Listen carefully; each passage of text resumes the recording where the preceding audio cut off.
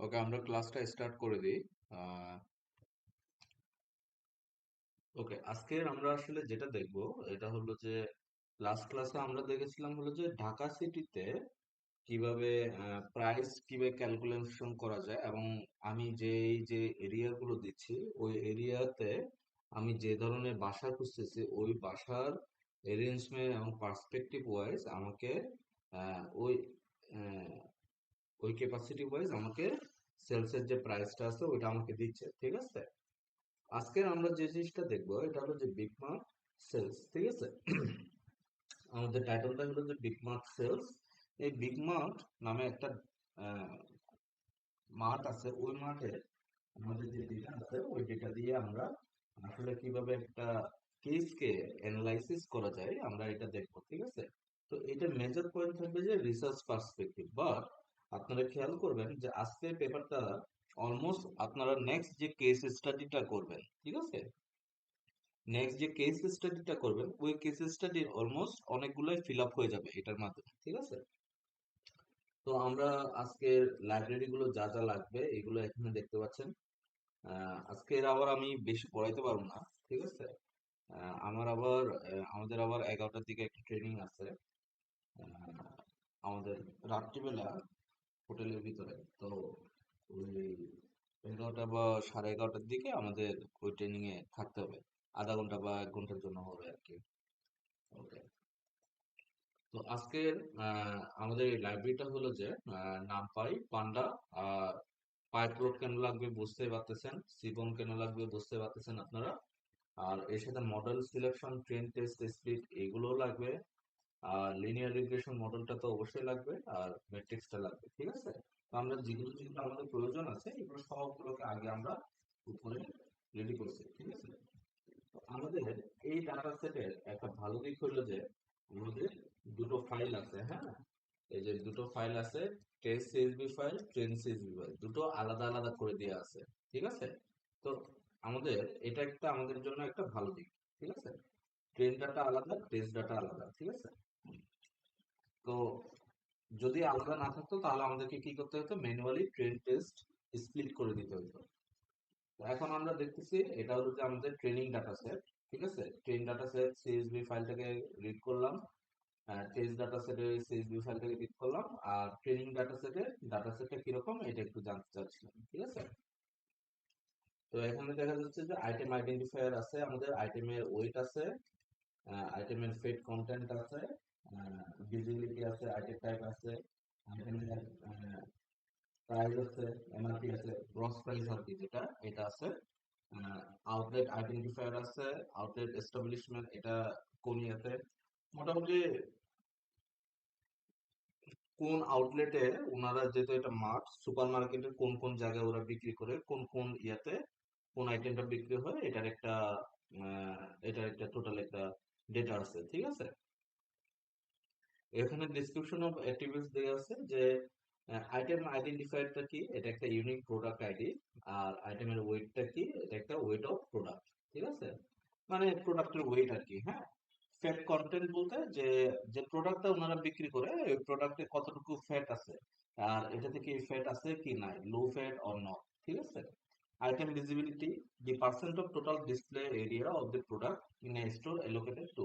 মানে হলো যে আইটেম ভিজিবিলিটি হলো যে পুরো এরিয়াতে এই অন্যান্য প্রোডাক্ট গুলোর সাথে সাথে এই প্রোডাক্টের ভিজিবিলিটি পার্সেন্টেজ কত, ঠিক আছে। আহ, তারপরে দেখবেন যে item type the category to which the product belongs, যে এটা আসলে কোন প্রোডাক্টের ক্যাটাগরিতে বিলং করে, ঠিক আছে। তারপরে হলো যে এমআরপি, এমআরপি তো আপনারা জানেন যে ম্যাক্সিমাম রিটেল প্রাইস বা আপনারা লিস্ট প্রাইস, আবার এটাকে গ্রস প্রাইসও বলা হয়, ঠিক আছে। তো এই এমআরপিটা এখানে দেওয়া আছে, আউটলেট আইডেন্টিফায়ার দেওয়া আছে, ইউনিক স্টোর আইডি, এস্টাবলিশমেন্ট কবে এটা আউটলেটটা এস্টাবলিশ করা হয়েছে, ঠিক আছে। আউটলেট তো বিগ মার্ট না, বিগ মার্টের বিশাল বড় বড়, ধরেন যে এই ধরেন যে স্বপ্ন, আমাদের স্বপ্নও কিন্তু একটা বিগ মার্টের মতো। ওনার বিভিন্ন শপিং মল আছে, পুরা ঢাকাতে আছে এবং ঢাকার বাইরেও অনেক জায়গায় আছে, আমি দেখছি রাঙামাটিতে পর্যন্ত আছে, ঠিক আছে। তো এই ধরনের বিগ মার্টে এটা কবে এস্টাবলিশ হয়েছে, ওই একটা আউটলেট, ঠিক আছে। তো এই জিনিসগুলো ওইখানে দেয়া থাকে। তো আউটলেটের সাইজ দেওয়া আছে, আউটলেটের লোকেশন টাইপ দেওয়া আছে, যে এটার লোকেশন কোথায়, ঠিক আছে। আর আউটলেটটা কোন ধরনের আউটলেট, যেমন স্বপ্ন আউটলেটও কিন্তু ইদানিং দেখবেন যে কাজীপাড়ার ভিতরের দিকে দেখবেন যে স্বপ্ন শপিং মল যেটা আছে একটু কাজীপাড়ার ভিতরে, আপনারা দেখবেন যে ওর ভিতরে যে শপিং মল ওইখানে কিন্তু মাছ বা মাংস ওই ধরনের কিছু বিক্রি করে না। হ্যাঁ, ওইখানে আহ শুধুমাত্র বিভিন্ন ধরনের মুদি দোকানে যেগুলো থাকে না, অনেকটা ওই ধরনের বিষয়গুলো বিক্রি করে। আবার যদি আপনি বাইরের দিকে যে কাজীপাড়ার যে মেন যে শপিং মলটা আছে, মেন যে স্বপ্ন শপিং মলটা আছে, ওইখানে গেলে দেখবেন সব কিছু বিক্রি করে, ঠিক আছে? তো এই যে আউটলেটের বিভিন্ন ধরনের টাইপ আছে, ওই ধরনের টাইপ এটা বোঝাচ্ছে আর কি। হ্যাঁ, তো item outlet sales, sales of the product in the particular store, ওই পার্টিকুলার স্টোরে কি ধরনের সেলস হচ্ছে এইটা ওইখানে বোঝাচ্ছে আর কি, ঠিক আছে? তো আমাদের আসলে প্রেডিক্ট করতে হবে আইটেম আউটলেট সেলস ভ্যালু, যে প্রত্যেকটা আমাদের তো অনেকগুলো আউটলেট আছে, ওই আউটলেটে আমাদের প্রত্যেকটা আইটেমের আউটলেটে সেলস এর ভ্যালু গুলোকে বা সেলস কিরকম হচ্ছে এটাকে আমাদেরকে প্রেডিক্ট করতে হবে based on their given data, ঠিক আছে? তো আমরা একটু যাই যে আমরা আগে শেপ গুলো চেক করতেছি যে ট্রেন ডট শেপ কমা দিয়ে টেক্সট ডট শেপ, আবার আলাদা আলাদা ভাবে লিখলেও হবে, ঠিক আছে? তো একসাথে আমরা এইটা চেক করতেছি যে ট্রেন ডাটা সেটে আমাদের ৮,৫২৩টা রো আছে আর ১২টা কলাম আছে। আর টেস্টিং ডাটা সেটে আমাদের আছে কয়টা? ৫,৬৮১টা আর ১১টা কলাম আছে, ঠিক আছে? ট্রেন ডাটা সেটে আমাদের কি আছে?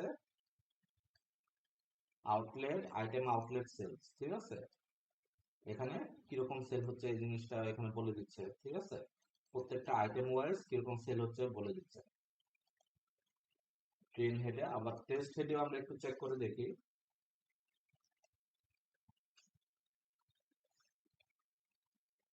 উম, এখানে কিন্তু আবার ওইটা নাই, টেস্টিং এ আবার ওইটা নাই, ঠিক আছে? টেস্টিং এ আবার আমাদের এই ইয়েটা নাই, আউটলেট সেলসটা নাই, আউটলেট টাইপ পর্যন্ত আছে, ঠিক আছে?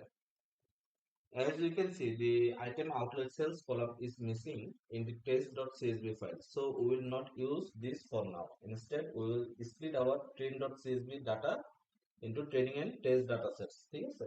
তার মানে আমাদের ডাটা সেটের ভিতরে ডিফারেন্সিয়েট থাকার কারণে বা ডিফারেন্স থাকার কারণে আমরা আসলে ওটাকে ইউজ করব না এখন, ওটাকে আমরা পরবর্তীতে ব্যবহার করব। তো আপাতত আমাদের যে ট্রেন সিএসভি ফাইলটা আছে ওই ফাইলটাকে আমরা আসলে কি করব, স্প্লিট করব, দুই ভাগ করব, দুই ভাগ করে আমরা ট্রেনিং টেস্টিং ডাটা সেট বানাবো, ঠিক আছে?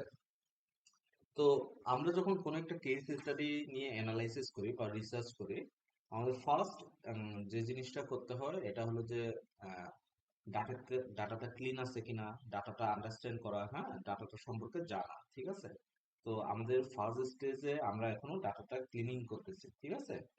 তো আমাদের যে বিজনেস অ্যানালাইসিসের যে স্টেপস গুলো আছে, চারটা স্টেপস ধরা হয়। প্রথম স্টেপসটা হলো যে ডেসক্রিপটিভ অ্যানালাইসিস, আর দ্বিতীয়টা হলো যে ডায়াগনস্টিক অ্যানালাইসিস। তো আমরা এখন ডায়াগনস্টিক অ্যানালাইসিসের পর্যায়টা কাজ করতেছি, যে আমরা অ্যাকচুয়ালি ডায়াগনস করতেছি, ঠিক আছে, ডাটাটাকে ক্লিন করতেছি। আর ডেসক্রিপটিভ অ্যানালাইসিসের কাজটা হলো যে আমরা এটাকে ডিসক্রাইব করা, ঠিক আছে? এই যে বিষয়গুলো সম্পর্কে অ্যানালাইসিস করে একটা নোট ডাউন করে রাখা। আর বিভিন্ন ধরনের ভিজুয়ালাইজেশন টুল, যেমন আমরা ইডিএ পার্ট 1 পার্ট 2 করছি না, এক্সপ্লোরেটরি ডাটা অ্যানালাইসিস, ওখানে যে যে বিষয়গুলো বিলং করে এই জিনিসগুলো নিয়ে কাজ করা, ঠিক আছে? তো আমরা প্রথমে ডাটাটা সম্পর্কে জানবো, ঠিক আছে? info দিয়ে ডাটাটা সম্পর্কে জানলাম যে দেখুন আইটেম আইডেন্টিফায়ারে ৮,৫২৩, ৮,৫২৩টা আমাদের রো আছে, আমি বুঝলাম ৮,৫২৩টা নর্মাল। তাহলে আমার আইটেম ওয়েটে দেখেন ৭,০৬০টা নর্মাল, তার মানে কি বাকিগুলো আমার কি আছে, কিছু নাল ভ্যালু আছে, কিছু নাল ভ্যালু আমার এক্সিস্ট করতেছে কোথায়, আইটেম ওয়েটে। আর বাকিগুলো মোটামুটি সিমিলারলি আমার কোনো নাল ভ্যালু নাই, ঠিক আছে? তো এই যে আমি যদি এখন যদি আবার যদি চেক করি, ও এখানে একটা আছে আউটলেট সাইজ একটাতে আছে, হ্যাঁ। তাহলে আমি যদি এখন ট্রেন ইজ নাল ডট সাম যদি দিই, দেখেন আইটেমের ওয়েটে দেখেন ১৪৬৩, আর আউটলেট সাইজে দেখেন ২,৪১০, ঠিক আছে? তো আমরা নাল ভ্যালু পাইছি। So we have missing values in item with, ঠিক আছে? তো এই যে এই জিনিসটা লিখছি না, এই জিনিসটা আপনার যখন কেস স্টাডি রিলেটেড কাজ করবেন বা রিসার্চ পারপাসেও কাজ করবেন, বা বেশ আমাদের আমি যে নেক্সট যে কেস স্টাডিটা দিব ওইখানেও কিন্তু আপনার সুন্দরভাবে এগুলো লিখতে হবে এবং আপনাকে এক্সপ্লেন করতে হবে যে এখানে যে মিসিং ভ্যালু আছে item wise size column we need to input these missing values with appropriate one. We usually replace missing values in numerical columns with mean and in categorical columns with mode. ঠিক আছে? ওকে, replacing missing items with মিন। ঠিক আছে, replacing missing item with মিন তার মানে কি আমরা missing ভ্যালুগুলোকে আমরা তিন ভাবে রিপ্লেস করতে পারি। ঠিক আছে, তিন ভাবে বা চার ভাবে এই ধরনের আছে আর কি। প্রথমটা যদি হয় অনেক সময় আমাদের যে নাম্বার, যদি number related categorical type integer বা ফ্লোট টাইপের ডেটা টাইপ যদি আমাদের মিসিং হয় তাহলে আমরা সাধারণত ওটা কি করি, এভারেজ করে থাকি। ঠিক আছে, এভারেজ করে ওইটার আউটপুটটা এখানে বসায় দিয়ে থাকি যেন আমাদের আদার্স যে ডাটাগুলো আছে ওই ডাটাগুলোর উপরে যেন এই যেগুলো মিসিং এগুলো যেন খুব কম ইফেক্ট ফেলে। ঠিক আছে, মিন মানে হলো যে এভারেজ ডেটা। ঠিক আছে, আবার আরেকটা অপশন আছে, অপশনটা হলো যে আপনি নিজে আইডেন্টিফাই করা বা নিজে ফাইন্ড আউট করা যে মিসিং ভ্যালুগুলো কই এবং ওই মিসিং ভ্যালুগুলোর অ্যাকচুয়াল রেজাল্ট কি, দেন ওইটা ওইখানে বসানো। এটা একটা ভালো দিক। ঠিক আছে, তিন নাম্বার ওয়ে হলো যে যদি আমার ডেটা যদি ধরেন যে আমার ডেটা যদি ইয়া না হয়, যে কি বলে যে ইন্টিজার ডেটা বা ফ্লোট ডেটা যদি না হয়, ক্যাটাগরিক্যাল ডেটা হয় বা সে ধরেন যে অন্য কোনো ইয়ার ডেটা হয়, তাহলে আমরা ওইটার ক্ষেত্রে কি করব? ওইটার ক্ষেত্রে আমরা করতে পারি যে মিন ব্যবহার না করে আমরা মোড ভ্যালু ব্যবহার করতে পারি। ঠিক আছে, যেটা মোস্ট ইউজ। মোড আমরা কখন ব্যবহার করি? মোডটা মোডের আউটপুটটা কি দেয়? মোডের আউটপুট দেয় হলো যে মোস্ট ইনপুটেড ভ্যালু নাকি, যেটা সবচেয়ে বেশি ব্যবহার করা হয় ওই নাম্বার অফ সিরিজের ভিতরে। ঠিক আছে, যেমন 1 থেকে 10 পর্যন্ত একটা ডেটা আছে আমার, ওই ডেটার ভিতরে ধরেন যে 2, 4 থেকে 5 বার আছে। তো মোট ভ্যালু দিয়ে যে আউটপুটটা পাবো ওটা হলো যে 2টা সবচেয়ে বেশি আছে, তার মানে আমরা ওই 2টাকে আমরা বেশি ব্যবহার করতে পারবো। ঠিক আছে, ঠিক ক্যাটাগরিক্যাল ডেটায় আমরা এই ধরনের রিপ্লেসমেন্ট দিতে পারবো। আবার ক্যাটাগরিক্যাল ডাটা যদি আমরা ওই ধরনের রিপ্লেসমেন্টও যদি না দিই তারপর অসুবিধা হয় না, কিন্তু দিলে সবচেয়ে বেশি বেটার হয়। কারণ কি, আমাদের যে ক্যাটাগরিক্যাল ডেটাগুলো আছে এগুলোকে কিন্তু আমরা এনকোড করি। এনকোড বলতে কি, যেগুলো টেক্সট ফরম্যাট আছে এগুলোকে আমরা নাম্বার ফরম্যাটে কনভার্ট করি না। তো নাম্বার ফরম্যাটে কনভার্ট করতে গিয়ে যখন দেখবো যে ওইখানে ক্যাটাগরিক্যাল ডেটাগুলো কি আমার মিসিং আছে, তাহলে কি আলটিমেটলি আমাকে করতেই হচ্ছে নাকি। তো সেজন্য আসলে ওইটা আমাকে করলে সবচেয়ে বেশি বেটার হয়। ঠিক আছে, তো এখানে আমরা সবার আগে আইটেমের ওয়েটের মিন ব্যবহার করছি। ঠিক আছে, মিনটা বের করে পাচ্ছি কত, 12.85। তো 12.85টাই আমরা আসলে রিপ্লেস করতেছি। ঠিক আছে, তো ট্রেন ডট আইটেম ওয়েটটাকে নিলাম, এটাকে নিয়ে train dot item weight dot fill না হলো যে এনে যেটা আছে, এনে দিয়ে যে যে জায়গাগুলোতে দেখাচ্ছে যে নাল ভ্যালু। ঠিক আছে, নাল ভ্যালু গুলোতে যেখানে যেখানে নাল ভ্যালু পাবে ওখানে যেন ফিল করা হয়। ঠিক আছে, সেখানে train dot item weight dot mean এটা এখানে ঢুকানো হয়েছে এই ফিল না ফাংশনের ভিতরে। ঠিক আছে, খুব সিম্পল বিষয়টা। ঢোকানোর পরে এখন আমি নাল ভ্যালু চেক করতেছি স্পেসিফিক প্রোডাক্টটাতে। ঠিক আছে, স্পেসিফিক প্রোডাক্ট বলতে স্পেসিফিক কলামটাতে ট্রেন ওয়েট ডট ইস নাল ডট সাম। ঠিক আছে, চেক করলাম, এখন এখানে আমি নাল ভ্যালু পেলাম না। তো আমাদের যারা রিসার্চ করে তারা বা যারা গবেষণা করে বা যারা কেস স্টাডি রিলেটেড কাজগুলো করে তারা এই নাল ভ্যালুতে সবচেয়ে বেশি আটকে যায়। মেইন কাজটা ওরা পারে, কিভাবে লিনিয়ার রিগ্রেশন অ্যানালাইসিস করতে হয়, কিভাবে অন্যান্য আদার্স অ্যানালাইসিস গুলো করতে হয়, এটা পারে। বাট এই যে ছোটখাটো যে ডাটা ক্লিনিং গুলো আছে এই ডাটা ক্লিনিং গুলোতে আমরা খুব একটা বেশি জোর দিই না। ঠিক আছে, তো ডাটা ক্লিনিং এ জোর দিতে হবে, ডাটা ক্লিনিংটা খুবই খুবই ইম্পর্টেন্ট। এরপরে আসছে আউটলেট সাইজটা, using mode, replacing outlet size using mode. দেখছেন এখানে মোড ভ্যালু দিয়ে ওনারা রিপ্লেস করছে। ঠিক আছে, সবচেয়ে বেশি এখন medium outlet size with mode যেটা, এটা আগে ভ্যালু কাউন্টস করছে। ঠিক আছে, মিডিয়াম কয়টা, স্মল কয়টা, হাই কয়টা, এই জিনিসটা উনি বের করছে। ঠিক আছে, তো আউটলেট সাইজ ডট তারপরে এখান থেকে মিডিয়াম ইজ দি মোড। ঠিক আছে, মিডিয়ামটা হলো কোনটা, সবচেয়ে বেশি ব্যবহার করা। ঠিক আছে, মিডিয়ামটা সবচেয়ে বেশি ব্যবহার করা, সেজন্য এটা এজ এ মোড হিসেবে এটাকে আমরা পাবো। তো এটাকে আরেকবার ভেরিফাই করার জন্য ডট মোড দিয়ে আমরা একবার চেক করলাম। ঠিক আছে, হ্যাঁ, জিরো দিয়ে আমাদের মিডিয়ামটাই সবচেয়ে বেশি ব্যবহৃত আউটলেট সাইজ, ঠিক আছে? তো this returns a data frame. We can take this zero to get the actual value of the mode, ঠিক আছে? তো এটাকে আমরা জিরো দিয়ে আমরা একটা এরে ভ্যালুতে না, নো রো ভ্যালুতে আমরা এটাকে কনভার্ট করে দিচ্ছি, ঠিক আছে? এটা এখন ডাটা সেটে আছে, ডাটা সেট থেকে এটাকে আউটপুট করতেছি, ঠিক আছে? নরমাল ভাবে একটা এরে ডাটা বা লিস্ট ডাটায় আমরা এটাকে কনভার্ট করতেছি, ঠিক আছে?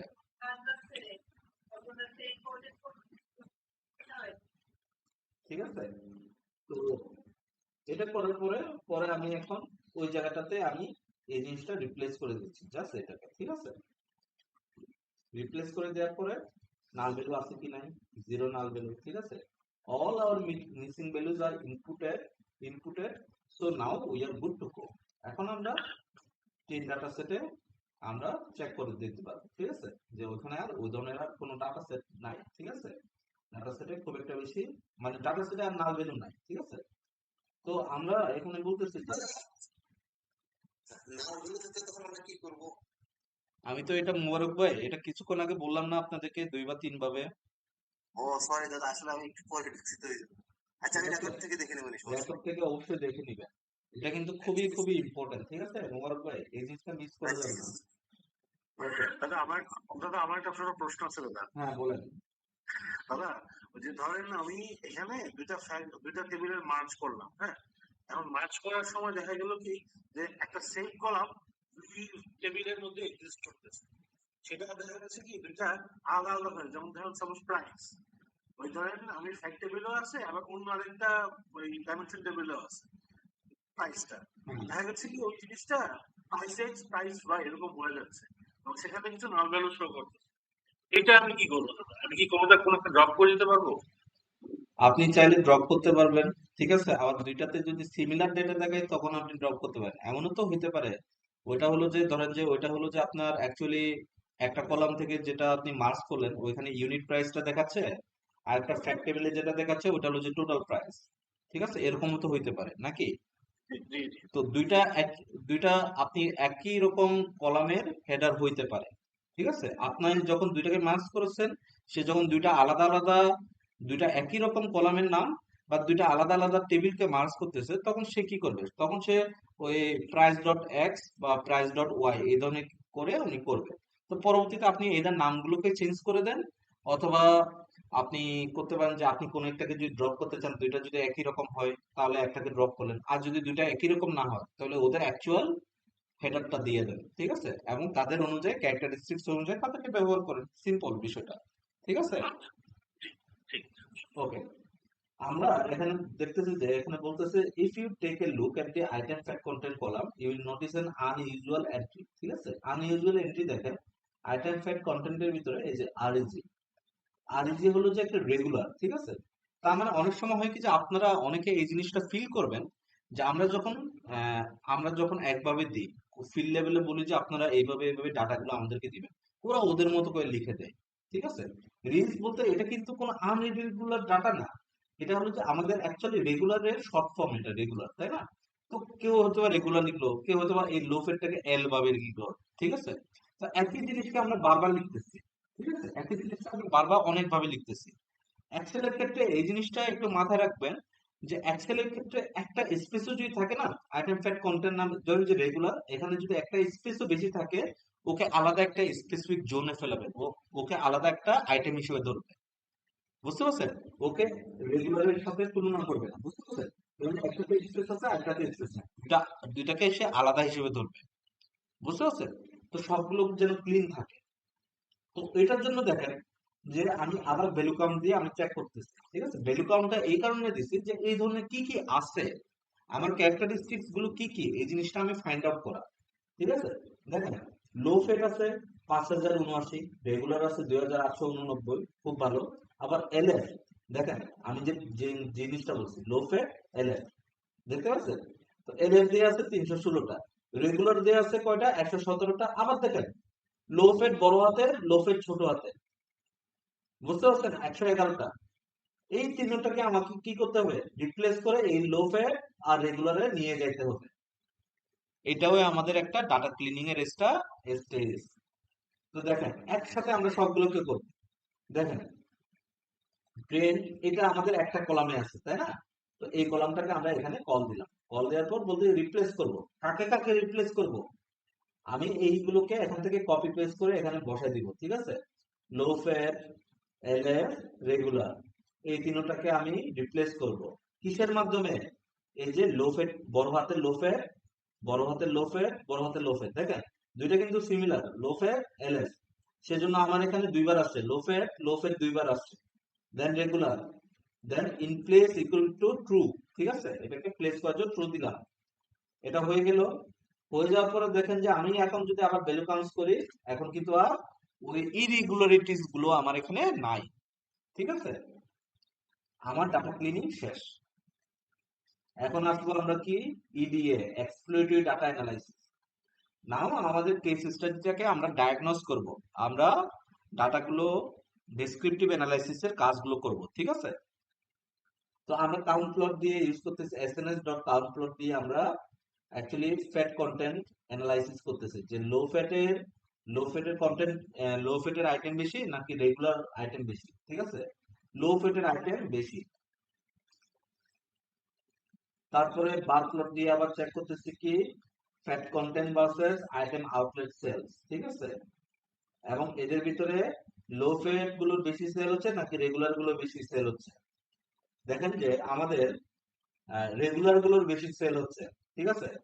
আমাদের কিন্তু রেগুলার আইটেম আমাদের কম, কিন্তু রেগুলার গুলো বেশি সেল হচ্ছে, বাট লো ফ্যাটের আইটেম বেশি, বাট রেগুলার গুলো থেকেও কম সেল হচ্ছে। এটা একটা ইনসাইটস, কিন্তু এই ইনসাইটসটা আমাদের কেস স্টাডিতে দিতে হবে, বুঝছেন? এটা আমাদেরকে দিতে হবে এই বিষয়গুলো, ঠিক আছে? আউটলেট সাইজ অনুযায়ী আপনি অ্যানালাইসিস গুলো করবেন। এখন দেখেন যে এই জায়গায় আমি কিন্তু কোনো অ্যানালাইসিস লিখি নাই, এই জিনিসটা লিখবেন কোথায়?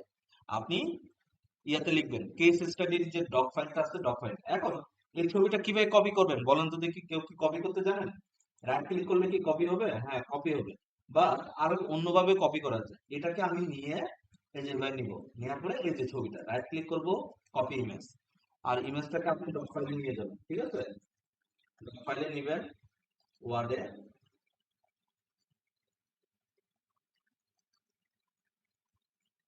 এই যে ওয়ার্ডে নিবেন, হয়ে গেল।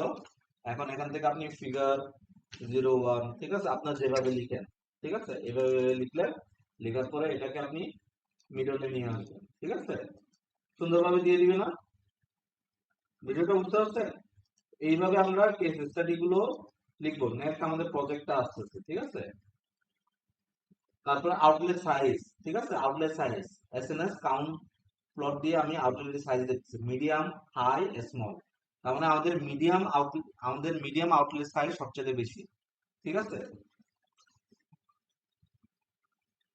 তারপরে দেখেন আইটেম টাইপ, আমাদের যতগুলো আইটেম আছে তাদের ভিতরে আইটেম টাইপ, তাদের আইটেম গুলো আমাদের কিরকম সেল হচ্ছে, ঠিক আছে? আমাদের আইটেম গুলো কি ধরনের সেল হচ্ছে, ঠিক আছে? যেমন দেখেন যে ডেইরিটা কিরকম সেল হচ্ছে, সফট ড্রিঙ্কস কিরকম সেল হচ্ছে, ঠিক আছে? সি ফুড আমাদের সেল কিরকম হচ্ছে, ঠিক আছে? কিন্তু একটা জিনিস দেখেন যে সি ফুড আমাদের ভালো কিন্তু সেল হচ্ছে, কিন্তু এখানে কিন্তু ইরেগুলারিটিস মানে আউটলায়ার্স বেশি এখানে, ঠিক আছে? আউটলায়ার্স এগুলোতে বেশি আছে, বাট সবচেয়ে বেশি রেগুলার সেল হচ্ছে এই সাইডের আইটেম গুলো, ঠিক আছে? এখন এখানে দেখেন যে from the illustration above we can tell items like fruit and vegetables, ঠিক আছে? ফ্রুট এন্ড কি vegetables, household snacks, starchy foods and sea foods are sold more than the others items, ঠিক আছে? এই সি ফুড থেকে শুরু করে এগুলো আমাদের অন্যান্য আইটেম থেকে বেশি সেল হচ্ছে। So the mall should consider keeping more of this items in inventory, ঠিক আছে? আমি কিন্তু এখানে ছোট করে একটা ইনফরমেশন দিছি, give special offers and discount to those goods so volume of sales increase more, ঠিক আছে? কোম্পানি কখনো লস করে কোনো প্রোডাক্ট বিক্রি করে না, ঠিক আছে? মোদ্দা কথা হলো যে এটা, আপনাকে যতই বলুক আমি এটা ডিসকাউন্ট দিচ্ছি ওটা ডিসকাউন্ট দিচ্ছি, ঠিক আছে? তো কোম্পানি কোনো না কোনো ভাবে ওরা ইয়া করে, অ্যাটলিস্ট কোম্পানি যদি চাইও মাঝে মধ্যে নেট প্রাইসে প্রোডাক্ট গুলো দিয়ে দেয়, কেন? মার্কেটে ওদের ভিজিবিলিটি এবং মার্কেটে ওদের যেন সেলটা যেন একটু বাড়ে, ঠিক আছে? বা আউট অফ স্টক করার জন্য বা স্টক আউট করার জন্য তারা এই ধরনের স্ট্র্যাটেজিক্যাল ডিসিশন গুলো নেয়, ঠিক আছে, ওইখান থেকে যদি তারা 1 টাকাও যদি একটু বেশি রাখে কোনো অসুবিধা নেই, ওদের তো প্রফিট হচ্ছে, ঠিক আছে, ওরা প্রফিটের নিচে কিন্তু ওরা দিচ্ছে না। তো এই যে এই জিনিসগুলো দেওয়া হচ্ছে, এইগুলো এখানে কিছু রিকমেন্ডেশন দেওয়া হচ্ছে, ঠিক আছে। এই রিকমেন্ডেশন গুলো কোথায় যাবে জানেন? এই রিকমেন্ডেশন গুলো আপনার ডেসক্রিপটিভ অ্যানালাইসিসেও থাকবে, অ্যাজ ওয়েল অ্যাজ আপনার এটা যাবে হলো যে প্রেসক্রিপটিভ অ্যানালাইসিস, একদম লাস্ট যে অ্যানালাইসিসটা থাকবে ওইখানে এই অ্যানালাইসিস গুলো দিতে হবে। আপনারা অনেকে লিখেন না রেজাল্টেন্ট ডিসকাশন, এই রিসার্চে যারা যারা রিসার্চ পেপার লিখছেন বা যাদের আইডিয়া আছে তারা বলতে পারবেন, হ্যাঁ, রেজাল্টেন্ট ডিসকাশন, ঠিক আছে, ওই ডিসকাশনে আপনারা এই জিনিসগুলো লিখবেন, ঠিক আছে। ওকে, আউটলেট টাইপস নিয়ে তো কিছুক্ষণ আগে দেখছি, বাট আউটলেট টাইপস দিয়ে সেলস চেক করা, ঠিক আছে। সুপার মার্কেট টাইপ 1 এ কি ধরনের সেল হচ্ছে, ঠিক আছে। তারপরে সুপার মার্কেট টাইপ 2 তে কি ধরনের সেল হচ্ছে, গ্রোসারি স্টোর গুলোতে কি ধরনের সেল হচ্ছে, সবচেয়ে কম সেল হচ্ছে গ্রোসারি স্টোর গুলোতে, ঠিক আছে। Super market type 3 have more sales much higher than other types, so the mall owner should consider building more of these types of building, these type of buildings, more of these types in other locations, ঠিক আছে। এখন ধরেন যে একই মার্কেটে একই মার্কেটে বা একই এলাকায় যদি আমরা এই ধরনের সিমিলার স্টোর, যেহেতু ওইখানে সেল হচ্ছে আমি আরেকটা দোকান দিয়ে দিই না, এই জিনিসটা ভুল, ঠিক আছে, এই জিনিসটা ভুল। আমরা যত মার্কেট দিব, একই মার্কেটে যদি একই রকম স্টোর যদি দিতে থাকি মাল্টিপল গুলা, তখন যে কোম্পানিটা আগে বা যে মলটা আগে সেল ভালো করতো তার সেল কমে যাবে। তো আমরা বুঝতে পারতেছি যে এই ধরনের বিল্ডিং এর সেল গুলো সুপার মার্কেট টাইপ 3 এর যে ধরনের আইটেম বা যে ধরনের সেল হয় বা যে ধরনের ইয়া হয়, এই ধরনের সেল গুলো স্বাভাবিকভাবে আমার বেশি আসবে। সেহেতু আমি অন্যান্য মার্কেট যে যে জায়গায় এই ধরনের মার্কেটের পটেনশিয়াল দেখে আমি ওই জায়গায় এই ধরনের সুপার মার্কেট টাইপ বানাইতে বানাইতে পারবো, যেন ওইখানে আমি সেলটা ইনক্রিজ করতে পারি, ঠিক আছে। তো ইয়ার এস্টাবলিশ দিয়ে টেন ডাটা সেটে আমরা কি করতেছি, ল্যাম্বডা অ্যাপ্লাই করতেছি 2024 সাল থেকে আমাদের এখন পর্যন্ত ডাটাগুলোকে অ্যানালাইসিস করার জন্য, ঠিক আছে। তো আমরা এখানে we have determined for how long an outlet has been established by subtracting its establishment year from 2024, ঠিক আছে, we use a lambda function here, ঠিক আছে। এটা আরেকবার আমরা একটু বোঝার চেষ্টা করি, we have determined for how long an outlet has been established, আমরা ডিটারমাইন করতেছি যে আমাদের আউটলেট এস্টাবলিশমেন্টটা কতটুকু আছে, বাই সাবট্রাক্টিং মানে বিয়োগ করে ইটস এস্টাবলিশমেন্ট ইয়ার ফ্রম 2024, 2024 সাল থেকে আমরা ধরে এখন তার এক্স দিয়ে যেটা বোঝানো হচ্ছে এটা হলো কি আউটলেট এস্টাবলিশমেন্ট ইয়ার, ঠিক আছে, এটাকে আমরা বিয়োগ দিয়ে আমরা টোটাল ক্যালকুলেশনটা করতেছি ওই বছরটাকে বাদ দিয়ে, যে সময়টা সে ধরেন যে কোন একটা দোকান 2013 সালে এস্টাবলিশ হয়েছে, তার মানে 2013 সালটাকে আমরা সাবট্রাক্ট করে 2013 সাল থেকে আমরা এটাকে সাবট্রাক্ট করে 2024 সাল পর্যন্ত সে কতটুকু পর্যন্ত লং স্টে করতেছে, এই জিনিসটা আমরা ট্রেন ইয়ার এস্টাবলিশডে আমরা এটাকে ইনপুট হিসেবে এটাকে অ্যাপ্লাই করে দিচ্ছি, ঠিক আছে। তো আমরা এখন প্লট ফিগারে দেখতেছি যে ইয়ার এস্টাবলিশ যে 15 বছর হয়েছে কিনা, 17 বছর হয়েছে কিনা, 39 বছর, কোনটা কত বছর ধরে আছে, ঠিক আছে। তো এখন যেটা যত বছর ধরে আছে ওই অনুযায়ী ওইটার আউটলেট সেলস কিরকম হচ্ছে ওইটার পার্সপেক্টিভ অনুযায়ী, ঠিক আছে। তো আমরা একটু ইয়ার দিয়ে আমরা একটু কাউন্ট করতে চাচ্ছি, ঠিক আছে। তো এখানে দেখেন যে ইয়ার এস্টাবলিশমেন্ট যেটা সবচেয়ে বেশি 39 বছর, যেটা সবচেয়ে বেশি আমাদের কোন একটা আউটলেট হইতে পারে যেটার বয়সটা 39 বছর, ঠিক আছে, ওর সেলও কিন্তু সবচেয়ে হাই।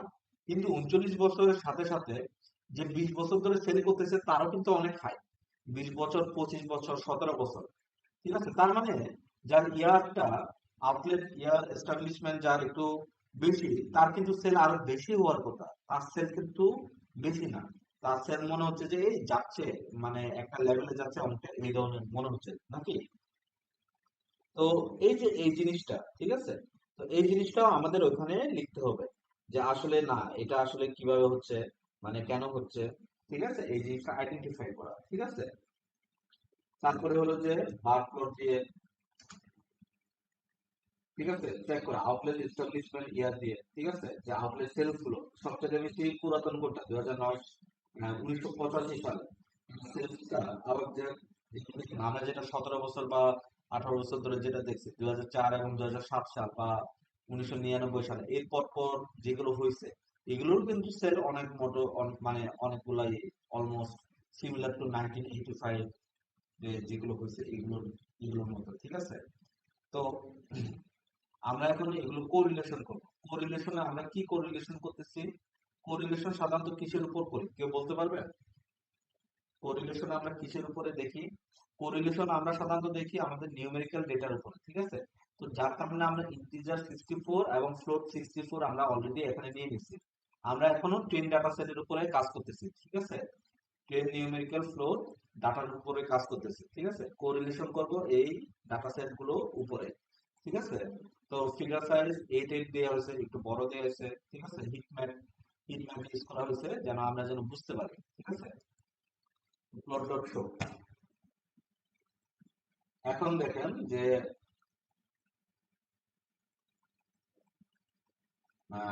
ইয়ার এস্টাবলিশমেন্ট আমরা এই যে ওয়ান যেগুলো দিয়ে আছে, হ্যাঁ, এই ওয়ান গুলো কিন্তু আমরা নিব না, এগুলোকে আমরা ইগনোর করব, ঠিক আছে? এগুলোকে আমরা ইগনোর করব। আবার দেখেন যে আমরা অ্যাকচুয়ালি দেখবো হলো যে আইটেম ওয়েটের সাথে আবার ইয়ার এস্টাবলিশমেন্ট ইয়ার, ঠিক আছে? এটা একটা ম্যাট্রিক্স কোরিলেশনাল টেবিল, ঠিক আছে? এটা একটা কি ম্যাট্রিক্স কোরিলেশনাল টেবিল। তো আমরা এটার মাধ্যমে কি বুঝতে পারবো? এটার মাধ্যমে বুঝতে পারবো যে আমাদের যে সেন্ট্রাল যে আউটলেট সেলস বা আউটলেট এস্টাবলিশমেন্ট ইয়ারের উপর ভিত্তি করে যে আমাদের অ্যাকচুয়ালি কি ধরনের আহ, এই কি এই এটা কি বলবো যে এটা কি বলে যে এটার নামটা মনে আসছে না, দাঁড়ান। কোরিলেশন কি বলে যে যেমন ধরেন যে আহ, আমি এটা আপনাদেরকে পড়েছি যেটা হলো যে ওই যে স্ট্রং নেগেটিভ, ঠিক আছে, স্ট্রং পজিটিভ, ঠিক আছে, তারপরে সিমেট্রিক অ্যানালাইসিস করা, ঠিক আছে, এই জিনিসটা, ঠিক আছে? তো একটা হলো যে জিরোর কাছাকাছি যেগুলো এগুলো এগুলো সব এগুলো স্টেবল আছে, ঠিক আছে? আর যেগুলো -1 এর কাছাকাছি এগুলো খুব একটা বেশি স্টেবল না, ঠিক আছে? আর যেগুলো ওয়ান এর কাছাকাছি, ঠিক আছে, 0.6 0.1 আবার জিরোর কাছাকাছি, যেমন 0.6, ঠিক আছে? তার মানে কি আইটেম আউটলেট সেলস আর আইটেমের যে এমআরপি এই দুইটার ভিতরে একটা কন্ট্রাডিক্টরি হচ্ছে, ঠিক আছে? বাট এটা কিন্তু আবার ভালো, ঠিক আছে, একের কাছাকাছি, ঠিক আছে, পজিটিভ এটা কিন্তু, ঠিক আছে, পজিটিভ নিব, ঠিক আছে, স্ট্রংলি পজিটিভ ধরবো, ঠিক আছে? আর আর তারপরটা হলো যে স্ট্রংলি নেগেটিভ আইটেম ভিজিবিলিটি এবং আইটেম আউটলেট সেলস, ঠিক আছে? তার মানে আমাদের আইটেম ভিজিবিলিটি বাড়াইতে হবে, ঠিক আছে? এই যে এখানে আইটেম ভিজিবিলিটি বাড়াইতে হবে, ঠিক আছে?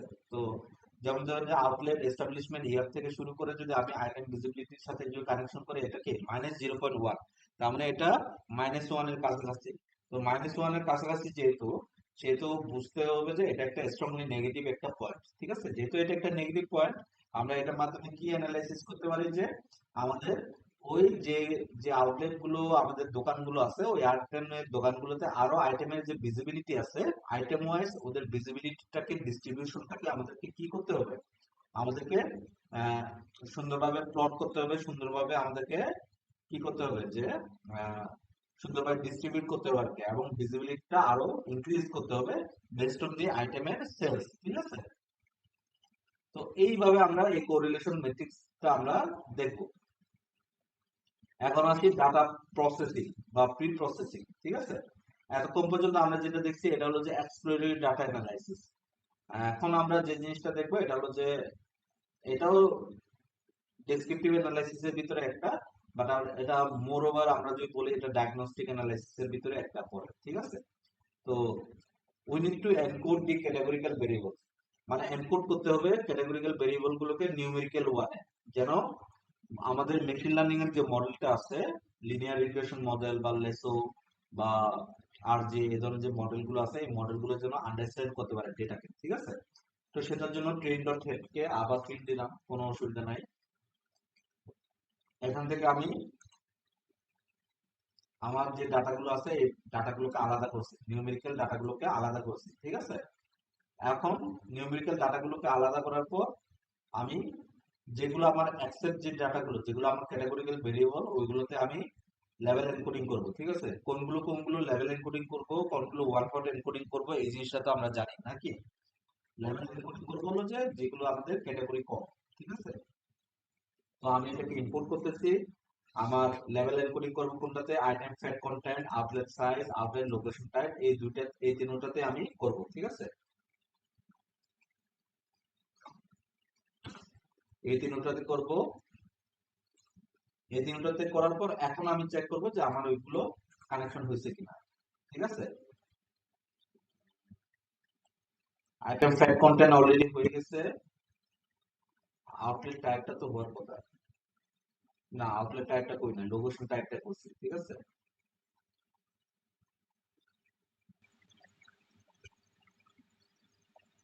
এই জিনিসটা করা হচ্ছে। তারপরে আর কোনটা, আউটলেট সাইজটা কি করছি, আউটলেট সাইজটা কি হচ্ছে, আউটলেট সাইজটা কই, এই যে আউটলেট সাইজটাও করা হচ্ছে। আইটেম ফ্যাট কন্টেন্টটাও তো অলরেডি দেখছি।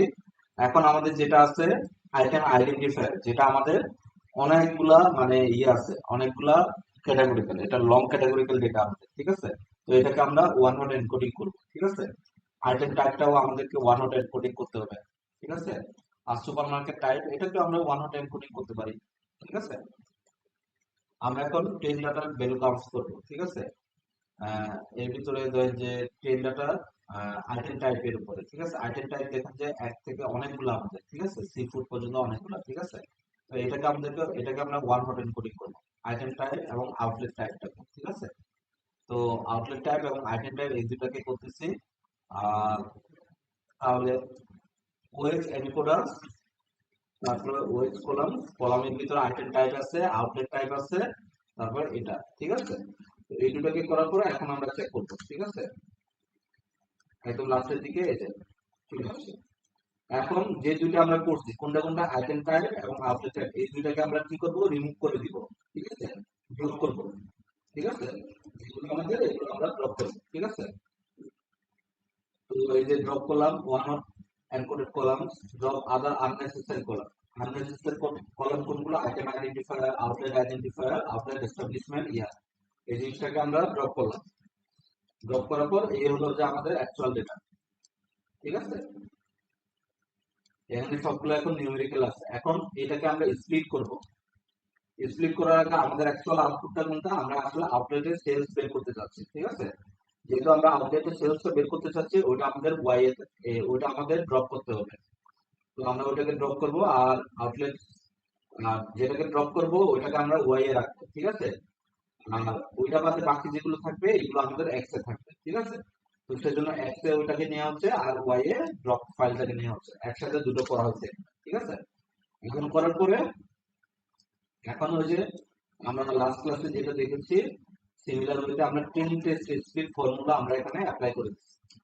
অ্যাপ্লাই করার পরে আমরা এক্স এর শেপ এবং এক্সট্রিম এই দুটোর শেপটা চেক করতেছি, ঠিক আছে। তো অ্যাজ ইউ ক্যান সি 6,818টা রো আছে টেস্টিং এ, আউট অফ 8,523টা ডাটা, ঠিক আছে। তো অলমোস্ট 80% অফ ডেটা, ঠিক আছে। এখন we are going to build a linear regression model বা XGBoost model and compare, ঠিক আছে। তো আমরা অ্যাকচুয়ালি আমরা দুটো মডেল আমরা এখানে ফলো করতেছি, একটা হলো যে লিনিয়ার রিগ্রেশন মডেল, একটা হলো যে এসজি বুস্ট মডেল, যেন আমরা হায়ার অ্যাকুরেসির দিকে আমরা যেতে পারি, ঠিক আছে। তো এর আগে লাস্ট ক্লাসে আমরা লিনিয়ার রিগ্রেশন দেখছি, নো ইস্যুস, ঠিক আছে। তো আমরা সবার আগে লিনিয়ার রিগ্রেশনটা নিয়ে আমরা কাজ করতেছি, যেখানে এক্সটেন্ড ওয়াইটেন দিয়ে আমরা ফিট করতেছি। ফিট করার পর মডেলটাকে কি ইভালুয়েট করতে হবে না? মডেলটাকে ইভালুয়েট করার জন্য কি কি, মিন অ্যাবসলিউট এরর, মিন স্কয়ার এরর, কনফিউশন ম্যাট্রিক্স এবং R2 স্কোর, এই চারটাকে নিয়ে একটা যে ফাইলটা থাকে যেটাকে ইম্পোর্ট করতে হয়, যে লাইব্রেরি গুলোকে, ওই লাইব্রেরি গুলো এখানে ইম্পোর্ট করা হয়েছে, ঠিক আছে। ইম্পোর্ট করার পর এই এগুলো তো থাকবে, আগের মতো কপি পেস্ট করে নিয়ে আসছি আমি, ঠিক আছে। মানে আগে ওই যে আমাদের যে ঢাকা সিটির যে এরিয়া ওয়াইজ যে প্রাইস, ঠিক আছে, ওইটা ওইখানে সেম যে জিনিসটা ছিল এখানেও সেম জিনিসটা আমি নিয়ে আসছি, ঠিক আছে। এখন আমরা জাস্ট মডেলটাকে বসলাম, মডেল কোনটা, মডেলটা হলো যে এই যে এটা, ঠিক আছে, লিনিয়ার রিগ্রেশন মডেল।